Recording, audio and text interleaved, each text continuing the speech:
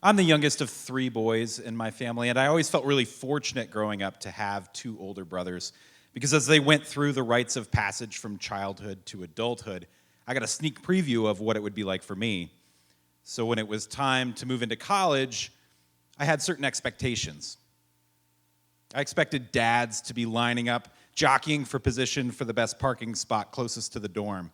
Traffic jams in the stairwells as some idiots tried to bring up a sofa that was never going to get around the turn.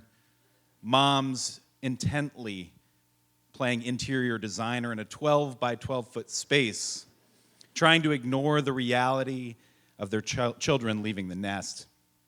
My own move-in experience was very different from that. You see, I grew up here in Canton, and I went to St. Lawrence.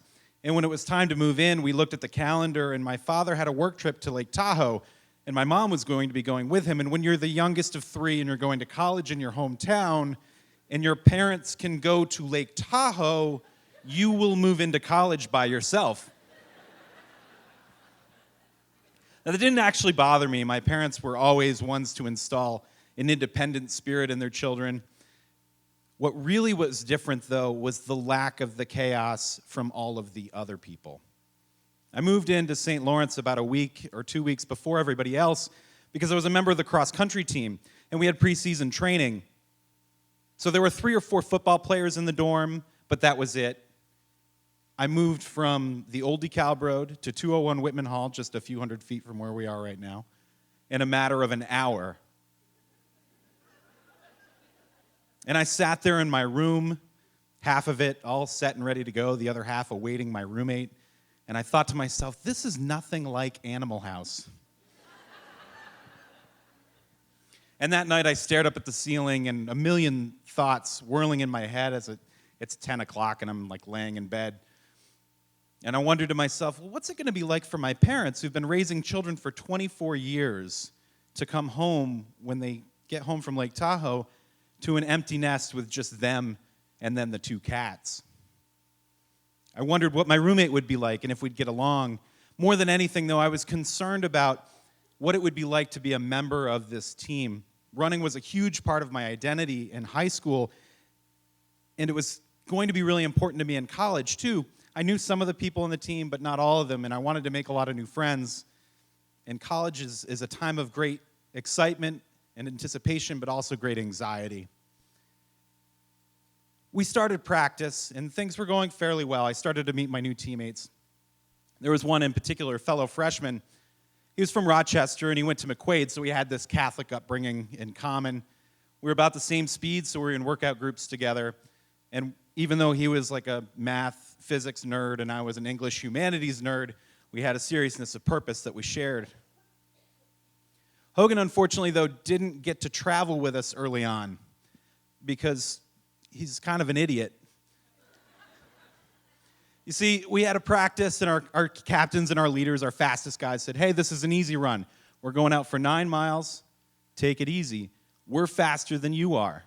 Well, Hogan wanted to prove himself, and it was about 95 degrees, late August day, 100% humidity. I stayed back. He went ahead and tried to run with the big dogs. Ended up with massive heat stroke about a half a mile before finishing the run. Passed out in front of the outing club. They called an ambulance. He was rushed off to the hospital. They pumped him full of fluids, and he was fine, but our coach, out of an abundance of caution, said, Hogan, we're going to hold you out for racing for a little while. So he didn't get to go on the road trips with us, and that's where you really bond as a team. You have the joys of victory, the disappointment of defeat, the team meals the night before, the hotel stays, and you survive when Coach Newman decides he's going to take the shortcut at CV Corners to get ahead of the 12-passenger van that Coach Howard's driving, and he's going 70 miles an hour down a road with potholes that you could fit a dead body in. But it bound us together. So I was really excited when indoor track came around and Hogan got the chance to travel with us. And it was on one of those early trips that we got our rooming assignments. It was an upperclassman and Hogan and me. Well, we walk in the room and the upperclassman says, seniority, my bed, you two over there. So we do what any 2 good Catholic boys would do. Hogan slides into the bed under the sheet and the comforter, and I slide between the sheet and the comforter. So we have a thin membrane separating us, so there's no unintentional contact in the night. I don't know if you've ever had the experience where you're sleeping in an unfamiliar location and you wake up and you're kind of confused about where you are. Well, that night I woke up and I wasn't in a lofted twin bed. So I said, well, I'm not in my dorm room. And I look over and there's a lump next to me and I think, oh, I'm at my parents' house. So I reach over to pet the cat. It didn't purr. Needless to say, Hogan was slightly alarmed. I believe the words were, "What the F are you doing?" I tried to explain. I said, I thought I was at my parents' house. I thought you were my cat. He tacitly accepted that as an explanation, but I don't think he slept another wink that night. Thankfully, we went on to have a great friendship throughout the rest of college. And fast forward 8 years, it's my rehearsal dinner, and he's a groomsman at our wedding. My wife grew up in Bryn Mawr, Pennsylvania, so we're at this really fancy location. I feel like a real fish out of water, North Country kid on the main line.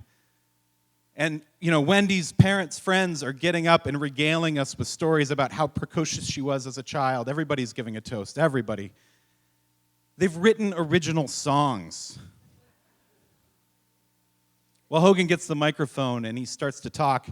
And 10 seconds in, I think to myself, oh my God, he's going to tell the Pet the Kitty story. And he did. And he brought the house down. I guarantee you there were people that were there that night who are shocked to learn that Wendy and I are still happily married 15 years later. But regardless, Hogan and I have been great friends. He is the godfather to my oldest son. We've remained in touch. Every time I'm in Burlington, I give him a call, and he always makes time to come out. He made the trip here tonight to hear this story. Thank you, Hogan. And I'm so glad that our friendship was able to overcome that close encounter. Thank you.